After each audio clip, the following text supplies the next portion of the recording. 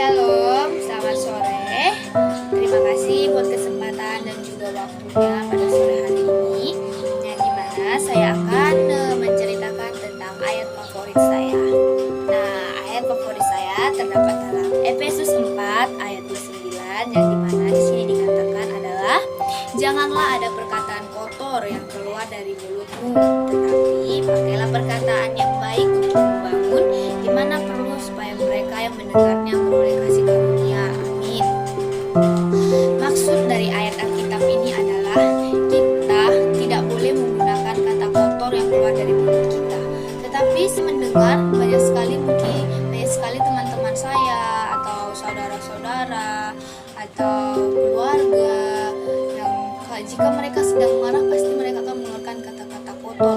Padahal tanpa mereka sadari itu dapat melukai hati sesama kita, hati saudara kita atau bahkan teman yang kita marahi itu, melukai hatinya. Padahal dengan berkata seperti itu kita juga dapat berbuat dosa tanpa kita sadari. Bahkan kita sudah menyadarinya pun bahkan kita melakukannya. Nah, yang dimana di sini di Alkitab ini dikatakan janganlah ada perkataan kotor. Nah, di sini kita dilarang keras untuk mengucapkan perkataan kotor yang keluar dari mulut kita sendiri. Karena saya pernah mendengar pepatah begini, mulutmu adalah harimaumu. Nah, menurut saya, jika kita melakukan perkataan-perkataan yang tidak baik atau mungkin yang tidak berkenan di hadapan Tuhan, orang dapat memandang jati diri kita sendiri, yang dimana jika kita berkata kotor, mungkin orang akan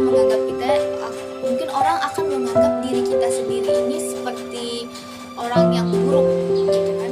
Orang yang buruk, terus orang yang tidak mengenal Tuhan karena kita sering mengucapkan kata-kata kotor tiap hari atau mengucapkannya entah dimanapun tanpa memandang tempat, atau bahkan kita memarahi sesama teman kita pun kita melakukannya. Nah, tetapi di ayat Alkitab ini dilarang keras untuk menggunakan kata-kata kotor, tetapi pakailah perkataan yang baik untuk membangun. Nah, menurut saya jika kita berkata, perkataan kita ini dapat menjadi berkat bagi orang lain atau motivasi bagi orang lain. Jika kita berkata baik, atau mungkin kita pernah mendengar kata-kata gini, janganlah pernah menyerah karena sebelum kita mencoba tidak ada usaha yang akan sia-sia. Mungkin kita dengan berkata seperti itu, mungkin di luar sana banyak orang yang mendengar, bahkan dia termotivasi untuk melakukan apa yang kita rasakan, apa yang dia dengar dari ucapan kita.